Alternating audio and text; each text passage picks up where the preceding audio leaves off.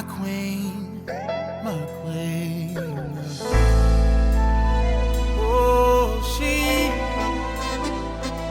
oh, she.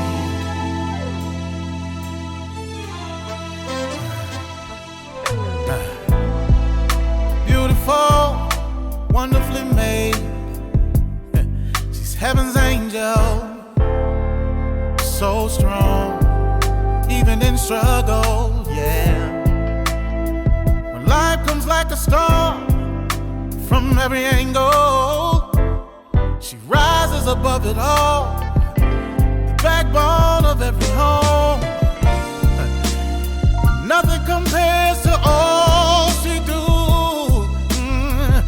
The true meaning of every family. She's the glue. Yeah. Where would we be without you? You brought us Martin, Malcolm, and Obama. Yeah. And Jesus too.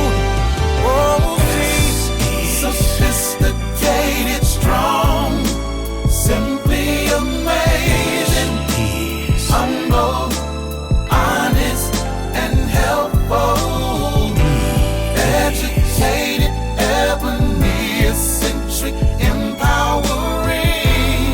She's a queen, she's a queen.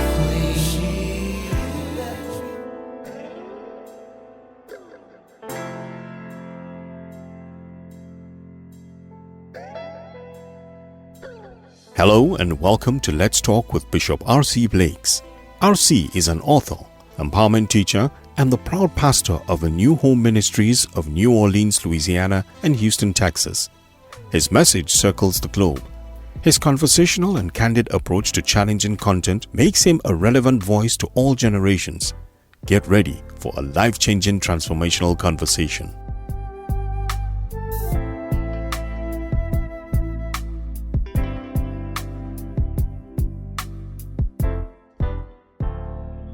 Hello, hello, hello, hello, hello. This is R.C. Blakes, and once again, I'm thoroughly excited and thrilled to be able to share with you today.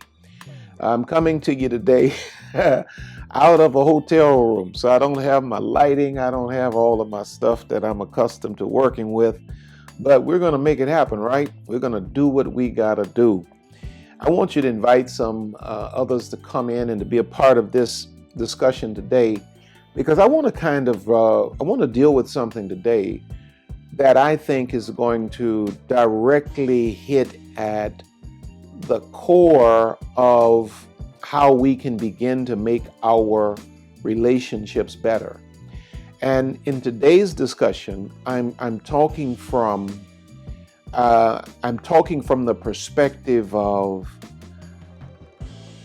how a woman can make certain shifts that will empower her man to be able to fully express himself in a loving way. And here's the actual title. Are you preventing your man from loving you fully? Are you not getting everything you think you deserve and or need from your man? And could you be a major contributing factor? Are you blaming your man for coming up short in certain areas where maybe it's certain unknown behaviors that you're doing that are cutting him off at the knees? Now, I don't want you to shut me down and back off from this, because if you're going to trust me to speak to your empowerment as a pastor, as a teacher, as a father, a big brother, uncle, whatever, however you may see me, you're going to have to be able to sit through some of these difficult conversations, because I get a chance to see it from both perspectives. And I already know that there are going to be a lot of you, as I go through the list, you're going to be in the comments talking about, and men too, and men too. This is already understood. This conversation today is about things that women are doing, a lot of women are doing, many women are doing, that things that are destroying and prohibiting otherwise great relationships from going the distance. And now, mind you, just for the sake of those of you that might be triggered, I'm not talking about men that don't do their job. I'm not talking about dishonorable, disrespectful, unfaithful men. I'm talking about the 7 things that I'm going to list for you today are things that women do or don't do in the lives of men that are deserving of the best she has to offer. But for whatever reason, she's coming up short and she's preventing him from really tapping into the fullness of his love for her because of these things. Now, the queen conscious woman, I want you to hear this, is always capable of cultivating her man. You know, we live in a day and a time now where everybody's searching for the high value man, the high value woman, and we have different definitions of what that actually means. Everybody wants a whole package. Everybody wants, a man that is completely put together. Everybody wants a woman that's completely put together, but there's such a thing as a high value couple. It's the thing that God created in Genesis where the two work together and were to maximize together. Now, granted, I hear you saying, well, what do you mean? Because I'm not, I can't make a man. I don't promote that. You're never supposed to make a man, but you're supposed to always be able to help a man. You can't give a man a vision. You can't give him a grind, a work ethic. You can't give him a relationship with God. You can't give him morality, or fidelity. But there are things that you can assist him with, that you can bring into this man's life that can help him to become the best version of himself in business, in ministry, in life, and especially in terms of his relationship with you. Because queens are always capable of cultivating their men. Sometimes you don't see the best of a man until he lands in the arms of the right woman, a woman that knows how to love him. Because what happens is we teach one another how to love each other. The man teaches the woman how to love him by the way he treats her, and the woman teaches the man how to love her by the way she treats him. So, sometimes what we're getting or not getting from the other party is a reflection of a deficiency within us, while we view it as a deficiency within them. But sometimes you have to give a person the seed of what you ultimately need from them.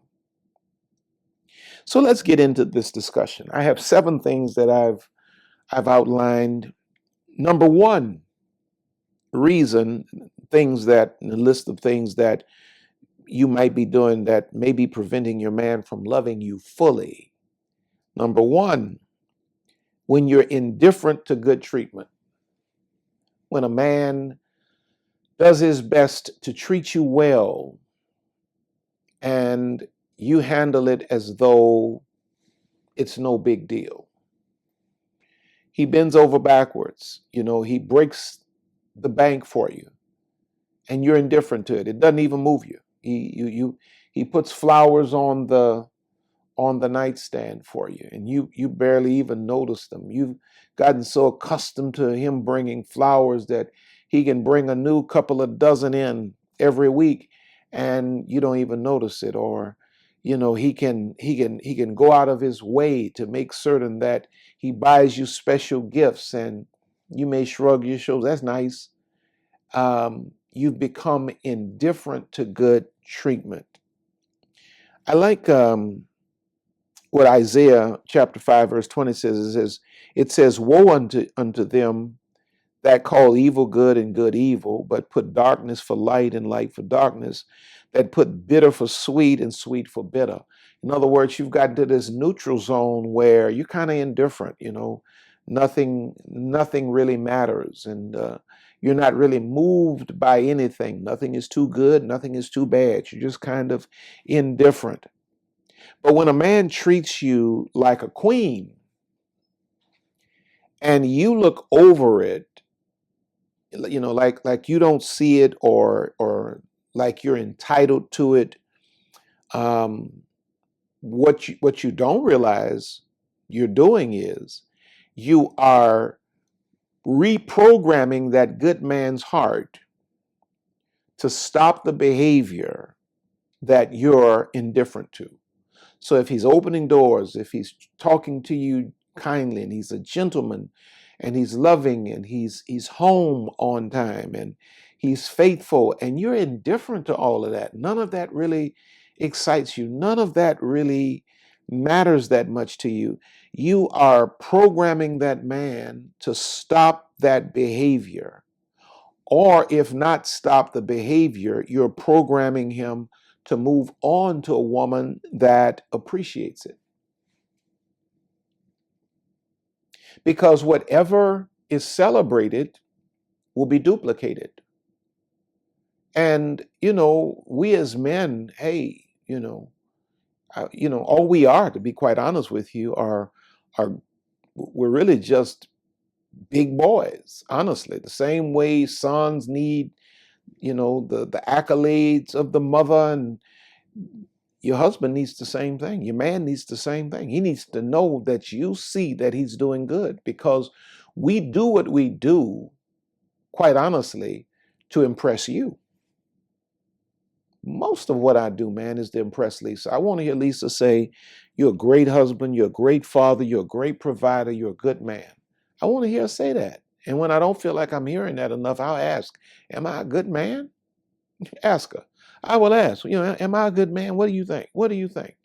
Because every man needs to hear that. Every man needs to know that when he's doing good, it is recognized by the person that matters most. And when you're indifferent to good treatment, you train your man, to do otherwise.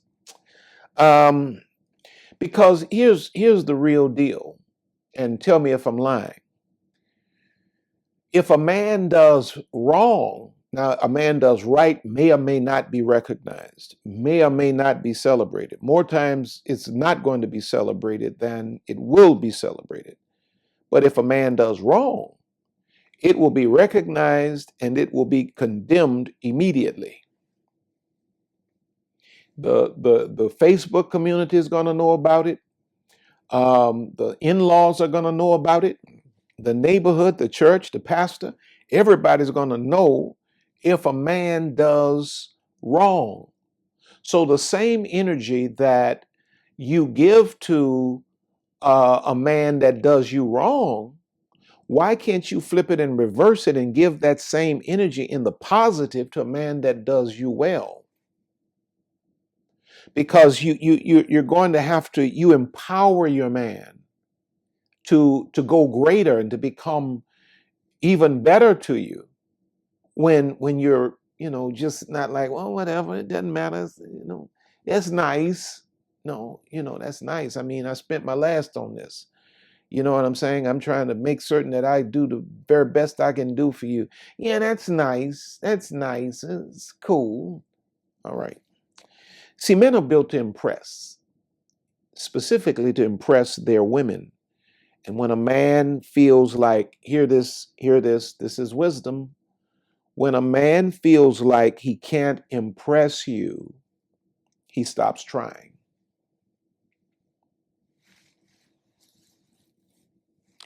When a man feels like he cannot impress you, when you're indifferent to everything he does and it doesn't matter to you, he stops trying. So you'll see the habits that he had started developing that you never really celebrated properly. He'll begin to fall off of those one by one by one by one. And what happens is you break him down to your level of recognition and appreciation.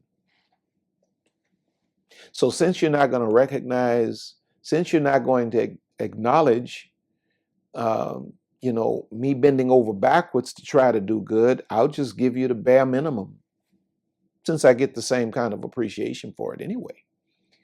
And you'd be amazed at how many women have great men that are doing their best, man, to be the best man they can be, but they just have women that are just not wise enough to pay attention. You just got this thing in your face all day long, and you're just looking at this thing all day long, and you're not even paying attention to the fact that you have a man that's literally sacrificing himself to try to be the best man he can be for you, and he's giving you all he got. And you're handling it like it's a salami sandwich or something. You break that man down to a place and to a point where he gives you the bare minimum. He matches his production level begins to match your appreciation level. Now, number two, are you preventing your man from loving you fully? In other words, are you getting the best you can get from your man? Or are you getting bare minimum? A lot of women are not getting the best because they're making these mistakes I'm listing. Number one, we said, is to be indifferent to good treatment. You will always get less than the man's best when you're indifferent to good treatment. Number two, when disrespect is rendered for meekness. When disrespect is rendered for meekness. In other words, when a man is a meek man, a gentle man, and a thoughtful man, and it only produces disrespect in his woman for him, you shift something in that man. Because when a man is meek, he's simply putting listen to this very carefully, he's putting his aggression away because of love and respect. It's not that that's not in him. It's just that he has love and respect for you. So he walks meekly with you. And the sad part is that many times women move on to relationships before they've healed from the trauma of the last clown that abused and misused them. And so now you have a good man that respects you and lives meekly with you, and you're talking to him sideways. You're calling him out of his name, and you running up on him like you're a dude. But you didn't do that to the last 3 or 4 abusers that were in your life. Now, this guy is not an abuser. This guy is a meek guy.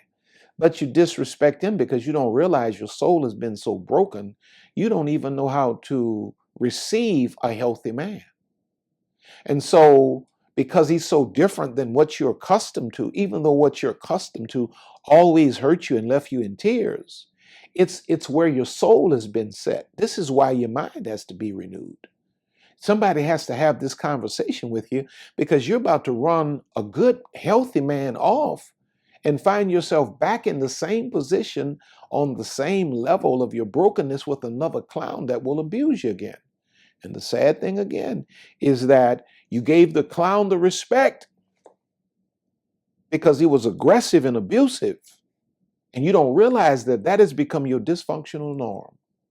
Now you have a meek man and you're disrespecting him because you're taking his meekness for weakness.